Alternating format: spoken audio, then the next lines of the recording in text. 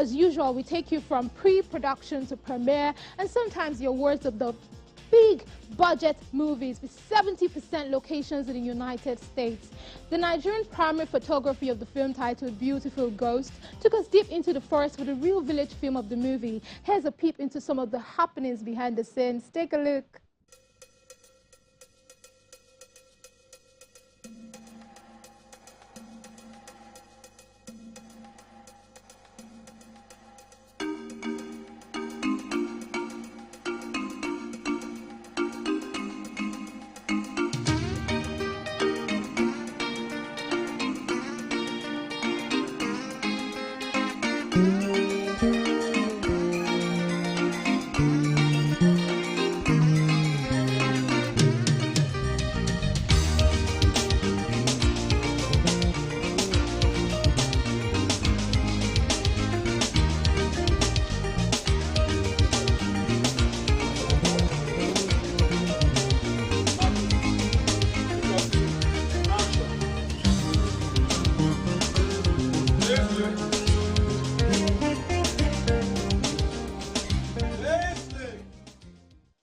We're looking at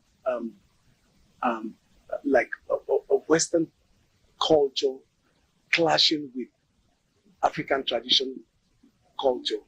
I mean, basically, the story talks about somebody who died in America, but had given his expressed instruction that on no account should his corpse be brought to Nigeria to be buried because of his children abroad and stuff like that. But of course, the traditional African tradition cannot accept that.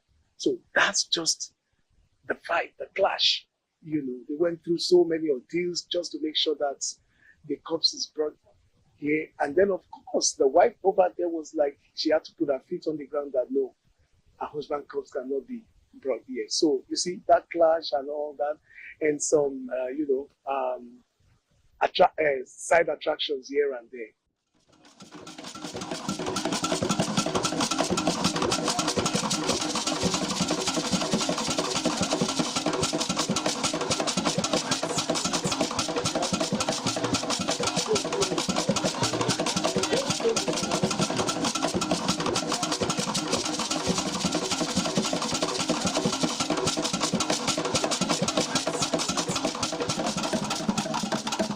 Almost exciting when you get on set and you find out that you're working with professionals. In this instance, Michael actors. You have a Bello Caro, you have Basio Kon, you have Jenkins Sebu, you have Mr. Charles Obong. You have, these people are veterans. They've been in the industry for, a while, doing these things. So the professionals to the core. It's exciting getting to work with them and getting to relate with them, get into their minds and have them give you that energy when you're on set and you receiving and feeding off it. And so it's a whole lot of interesting things coming to this kind of location. This is like away from what we're used to. This is a film village, so it's not like going into town and shooting in people's houses or shooting in a service apartment, and then you have certain restrictions and distractions and interferences and interruptions and all these things. My part on this movie is I'm coming in as a Benin guest from the Palace of Benin to the invited guests for the during the wedding and the movie. You work out for and you get money, you take money home too. This project is something that we're looking at. It's going to be big. The premise for shooting this movie is like for Netflix, Amazon Prime, and the cinema. So this is definitely going to be a movie that can contribute to the economy of the society, job creation, and then like you can see, this whole crowd here and people are getting paid. So there's a lot to take home. Unity is key. There must be love amongst members of the family. And also when there is strife, of course, in the end of it, the person gets punished. I'm playing the role of Luke. Luke is a family member And Luke's character is Luke is a very, very quiet guy. He just does his thing. You can't, you really can't pick him to say he's a bad guy. You know, he just does his thing. But at the tail end of it, the story changes. You know, and very, very sharply the story changes, and then at the end of it, everybody now knows who Luke is. You know, so that's a character that I'm playing.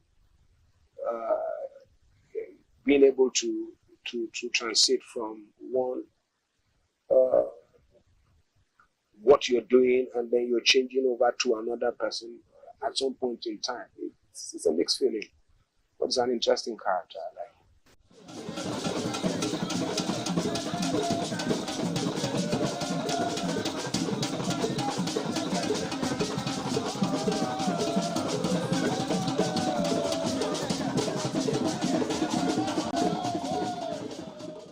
My rule is I refuse to let go until to an extent I saw money.